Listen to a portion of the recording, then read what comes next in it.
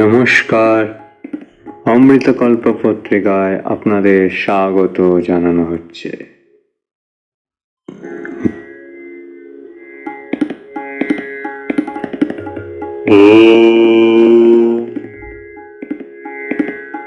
রামকৃষ্ণ মঠের আদিকথা। আজকের আলোচ্য বিষয় প্লেগ তথা সেবা কর্মে সন্ন্যাসীদের ত্রাণ কার্য এবং সমালোচনা। 1898 খ্রিস্টাব্দে কলিকাতায় প্লেগ রোগ ছড়িয়ে পড়েছে। এই খবর শুনেই স্বামীজি দার্জিলিং থেকে ছুটে এসেছেন কলিকাতায়। 3রা মে কলিকাতায় পৌঁছেই স্বামীজি প্লেগ আতঙ্কগ্রস্ত কলকাতাবাসীদের সাহায্য করবার জন্য সেবা কার্য সংগঠন করলেন। কলকাতার প্লেগ আতঙ্ক সম্বন্ধে আমরা 1 মে 1898 তারিখে স্বামীজি রামকৃষ্ণানন্দজির লেখা শ্রীমর পত্র স্মরণ করতে পারি। তিনি তাতে লিখছেন, By the evening of yesterday, I think about half of our township had left panic-stricken. 3রা মে সন্ধ্যায় প্রশ্নোত্তরের ক্লাসের পরিবর্তে স্বামীজির নির্দেশে মঠবাসীগণ বাংলা ও হিন্দিতে প্রচার পত্রের খসড়া তৈরি করলেন। বাংলায় প্রকাশিত হ্যান্ডবিলের একটি আমরা পেয়েছি। তাতে লেখা আছে,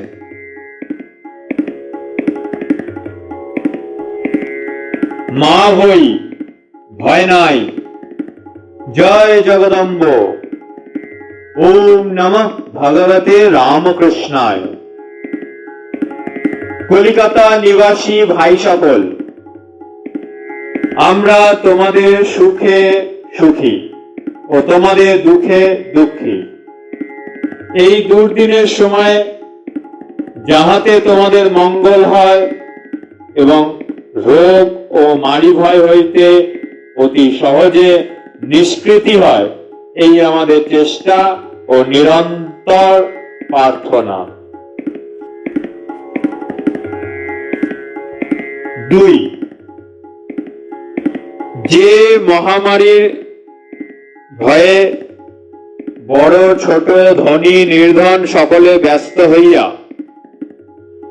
শহর ছাড়িয়া যাইতেছে, সেই রোগ যদি যথার্থই আমাদের মধ্যে উপস্থিত হয়, তাহলে তোমাদের সকলের সেবা করিতে করিতে জীবন যাইলেও আমরা আপনাদিগকে ধন্য জ্ঞান করিব, কারণ তোমরা সকলে ভগবানের মূর্তি। তোমাদের সেবা ও ভগবানের উপাসনায় কোনো প্রভেদ নাই। যে অহংকারে, কুসংস্কারে বা অজ্ঞানতায় অন্যথা মনে করে, সে ভগবানের নিকট অপরাধী হয় ও মহা পাপ করে, ইহাতে সন্দেহ মাত্র নাই। তোমাদের নিকট আমাদের সবিনয় প্রার্থনা, অকারণে ভয়ে উদ্বিগ্ন হইও না।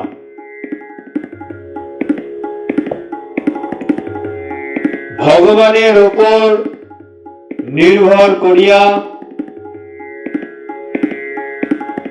স্থির চিত্তে উপায় চিন্তা করো, অথবা যাহারা ভয় করিতেছে তাহাদের সহায়তা করো।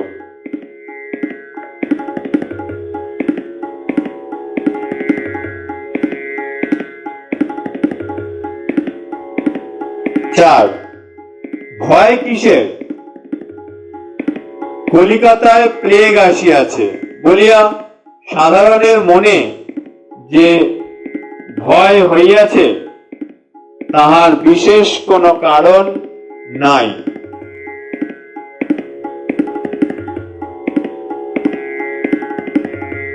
আর কোন স্থানে প্লেগ যে রূপ রুদ্রমূর্তি হইয়াছিল, ঈশ্বরের ইচ্ছায় কলিকাতায় সেই রূপ কিছুই হয় নাই। রাজপুরুষেরাও আমাদের প্রতি বিশেষ অনুকূল, তবে আর ভয় কি?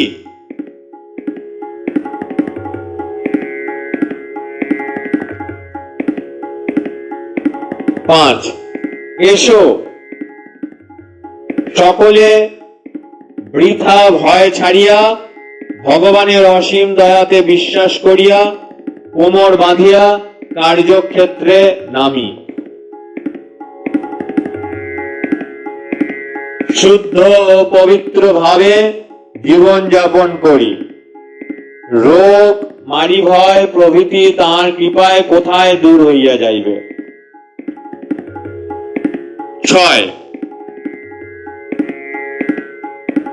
6 ক বাড়ি ঘর দুয়ার গায়ের কাপড় বিছানা নর্দমা প্রভৃতি সর্বদা পরিষ্কার রাখিবে।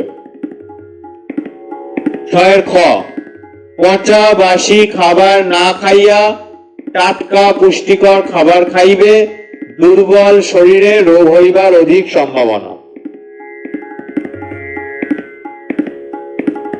6 গ মন সর্বদা প্রফুল্ল রাখিবে, মৃত্যু সকলেরই একবারই না একবার হবেই। কাপুরুষ কেবল নিজের মনের ভয়ে বারংবার মৃত্যু যন্ত্রণা ভোগ করে। 6 ঘ অন্যায়পূর্বক যাহারা জীবিকা অর্জন করে, যারা অপরের অমঙ্গল ঘটায়, ভয় কোনো কালে তাদের ত্যাগ করে না। অতএব এই মৃত্যু ভয়ের দিনে এই সকল বৃত্তি ত্যাগ করিবে। 6 উঙ মহামারীর দিনে গৃহস্থ হইলেও কাম ক্রোধ হইতে বিরত থাকিবে। 6 চ বাজারের গুজবাদী বিশ্বাস করিবে না। 6 ইংরাজ সরকার কাউকেও জোর করিয়া টিকা দিবেন না, যারা ইচ্ছা হইবে সেই টিকা লইবে। 6 বর্গের জাতি ধর্ম ও স্ত্রীলোকের পর্দা রক্ষা করিয়া যাহাতে আমাদের বিশেষ তত্ত্বাবধানে নিজেদের হাসপাতালে রোগীদের চিকিৎসা হয়, তার জন্য বিশেষ চেষ্টা ত্রুটি হইবে না। ধনী লোক পালাক, আমরা গরিবের মর্মবেদনা বুঝি। জগদম্বা স্বয়ং নিঃসহায়ের সহায়, মা অভয় দিতেছেন, ভয় নাই ভয় নাই। 7 হে ভাই, যদি তোমার কেহ সহায় না থাকে, অবিলম্বে বেলুড় মঠে শ্রী ভগবানের রামকৃষ্ণের দাসদিগের নিকট খবর পাঠাইবে। শরীরের দ্বারা যতদূর সাহায্য হয় তাহার ত্রুটি হইবে না। মায়ের কৃপায় অর্থ সাহায্য সম্ভব। বিশেষ দ্রষ্টব্য, প্রতিদিন সন্ধ্যাকালে পল্লীতে মারি ভয় নিবারণের জন্য নাম সংকীর্তন হইবে। এই ছিল প্লেগ রোগাক্রান্তদের সেবা তথা রামকৃষ্ণ মিশনের পক্ষ থেকে প্রথম প্রচারপত্র।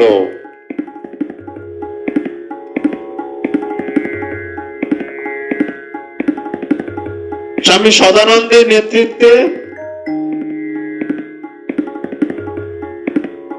রাস্তা ও বস্তি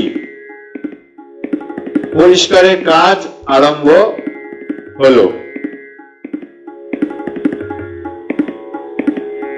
রোগীদের পৃথক করে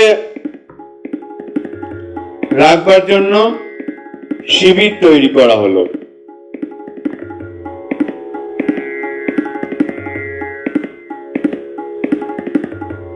ইতস্তত অল্প কয়েকজন রোগী ভিন্ন,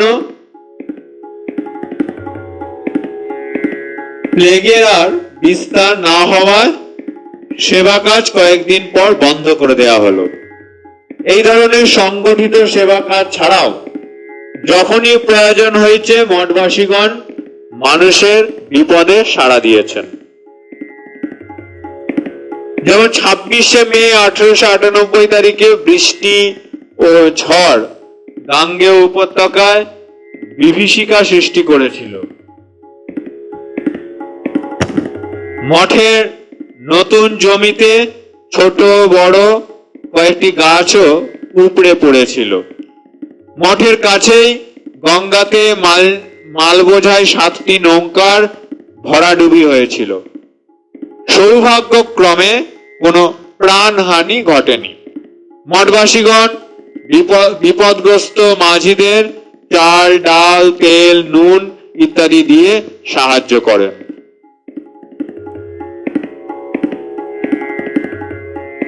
আর্ত পীড়িতদের শুধুমাত্র অন্ন বা ভেষজ দান করেই সেবা কাজ শেষ করতে চাননি স্বামীজি।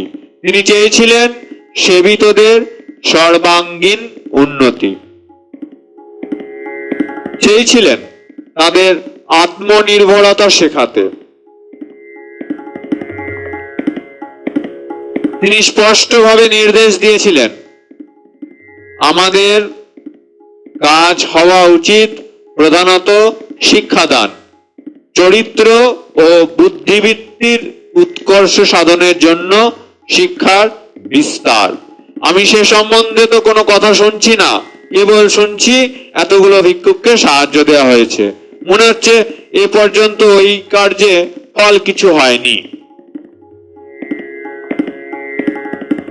কারণ তারা এখনো পর্যন্ত স্থানীয় লোকদের মধ্যে তেমন আকাঙ্ক্ষা জাগিয়ে তুলতে পারেননি, যাতে তারা দেশের লোকের শিক্ষার জন্য সভা সমিতি স্থাপন করতে পারে এবং ওই শিক্ষার ফলে তারা আত্মনির্ভরশীল ও মিতব্যয়ী হতে পারে, বিবাহের দিকে অস্বাভাবিক ঝোঁক না থাকে এবং এইভাবে ভবিষ্যতে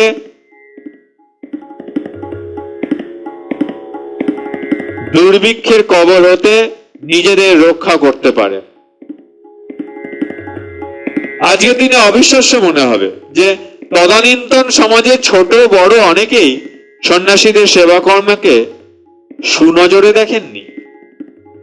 গৃহী ভক্তদের মধ্যেও গুঞ্জন উঠেছিল, পণ্ডিত ব্যক্তিদের মধ্যেও কেউ কেউ আপত্তি তুলেছিলেন। কাশীর পণ্ডিত ও ধনী ব্যক্তি প্রমোদাদাস মিত্রের আপত্তি খণ্ডন করে স্বামী ত্রিগুণাতীতানন্দজি তাকে 24শে জানুয়ারি 1898 তারিখে লিখেছিলেন, দুর্ভিক্ষ পীড়িতগণ অনাহারে প্রাণত্যাগ করিতেছে শুনিয়া এবং গৃহস্থ মহাশয়গণ নিজ নিজ কর্তব্য কর্ম মৃতপ্রায় ব্যক্তিদিগকে অন্নদান করিতেছেন না দেখিয়াই ধ্যান ধারণাদি কার্য ক্রিয়ৎকালের জন্য পরিত্যাগ করিয়া উক্ত কার্যে গিয়াছিলাম। যাহারা ঈশ্বরকে ডাকেন তারা দয়াশীল হন। যিনি ঈশ্বরের উপাসনা করেন এবং একটি লোক অন্যভাবে প্রাণ ত্যাগ করিতেছে দেখিয়াও যদি নিশ্চিত ভাবে নিজের উদর পূর্ণ করিতে রত থাকেন, তিনি যে কি প্রকার ব্যক্তি তা বলিতে পারি না। দ্বিতীয়ত, হস্ত দ্বারা অন্য কার্য করিলে মনের দ্বারা কি ঈশ্বরকে আরাধনা করা যায় না? নিশ্চয়ই যায়, অনেকের পক্ষে। এ প্রসঙ্গে প্রমোদাস মিত্রকে লেখা স্বামী অখণ্ডানন্দজির চিঠিগুলিও মর্মস্পর্শী অধিকতর।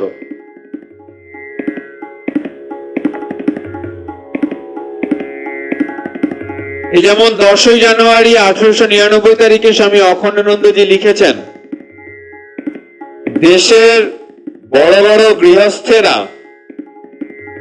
যে পাষাণ দিয়া বুক বাঁধাইয়াছেন তাদের হৃদয় এমন বজ্রপম কঠিন উপাদান নির্মিত বর্ম দ্বারা আবৃত যে আর্তের সকাতর ক্রন্দন ধ্বনিও সে কানে প্রবেশ করিতে পায় না। আর শুষ্ক শাস্ত্রীয় কথায় প্রাণ ঠান্ডা হয় না।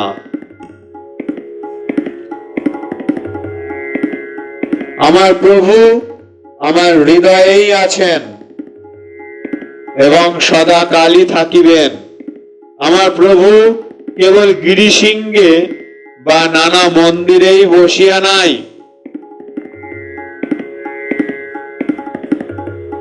আমার প্রভু আমার আত্মা সর্বজীবে।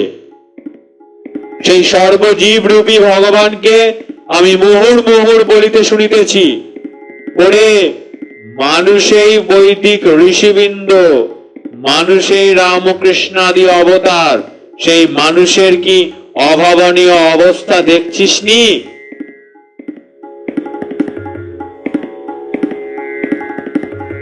এ কথা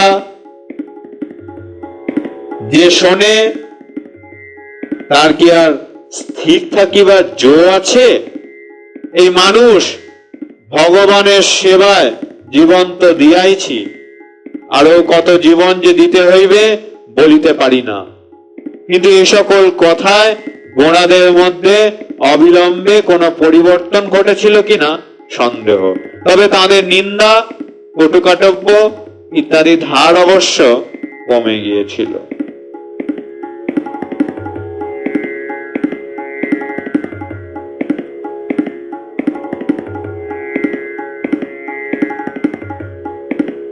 আজ এ পর্যন্তই। ওম শান্তি শান্তি শান্তি। হরি ওম তৎসৎ। শ্রী রামকৃষ্ণার্পণমস্তু।